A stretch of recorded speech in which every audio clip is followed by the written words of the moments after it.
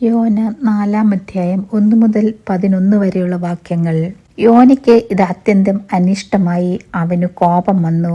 അവൻ യഹോവയോട് പ്രാർത്ഥിച്ചു, അയ്യോ യഹോവേ, ഞാൻ എന്റെ ദേശത്തായിരുന്നപ്പോൾ ഞാൻ പറഞ്ഞ വാക്ക് ഇത് തന്നെയല്ലയോ?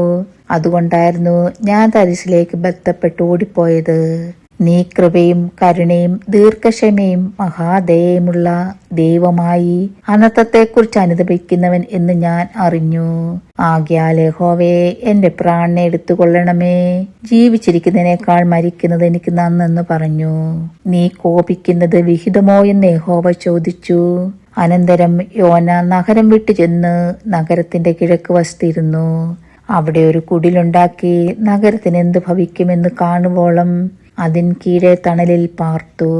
യോനെ അവന്റെ സങ്കടത്തിൽ നിന്ന് വിടിയിപ്പാൻ തക്കവണ്ണം അവന്റെ തലയ്ക്ക് തണലായിരിക്കേണ്ടതിന് യഹോവയായ ദൈവം ഒരു ആവണയ്ക്ക് കൽപ്പിച്ചുണ്ടാക്കി.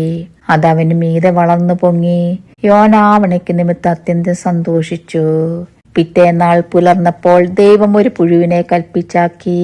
അത് ആവണയ്ക്ക് കുത്തിക്കളഞ്ഞു. അത് വാടിപ്പോയി. സൂര്യൻ ഉദിച്ചപ്പോൾ ദൈവം അത്യുഷ്ണമുള്ള ഒരു കിഴക്കൻ കാറ്റ് കൽപ്പിച്ചു വരുത്തി. വെയിൽ യോനയുടെ തലയിൽ കൊള്ളുകയാൽ അവൻ ക്ഷീണിച്ചു മരിച്ചാൽ കൊള്ളാമെന്ന് ഇച്ഛിച്ചു. ജീവിച്ചിരിക്കുന്നതിനേക്കാൾ മരിക്കുന്നത് എനിക്ക് നന്ന് എന്ന് പറഞ്ഞു. ദൈവം യോനയോട്, നീ ആവണയ്ക്ക് നിമിത്തം കോപിക്കുന്നത് വിഹിതമോ എന്ന് ചോദിച്ചതിനവൻ, ഞാൻ മരണബന്ധം കോപിക്കുന്നത് വിഹിതം തന്നെ എന്ന് പറഞ്ഞു. അതിന് യഹോവ, നീ അധ്വാനിക്കുകയോ വളർത്തുകയോ ചെയ്യാതെ ഒരു രാത്രിൽ ഉണ്ടായി വരികയും ഒരു രാത്രിയിൽ നശിച്ചു പോവുകയും ചെയ്തിരിക്കുന്ന ആവണക്കിനെ കുറിച്ച് നിനക്ക് അയ്യോ പാപം തോന്നുന്നുവല്ലോ.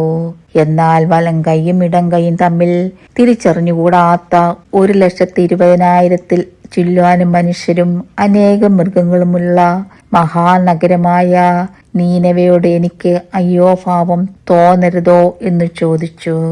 ദൈവമേ, സ്തുതി നിനക്ക് യോഗ്യമാവുന്നു. പാറിക്കുമോ?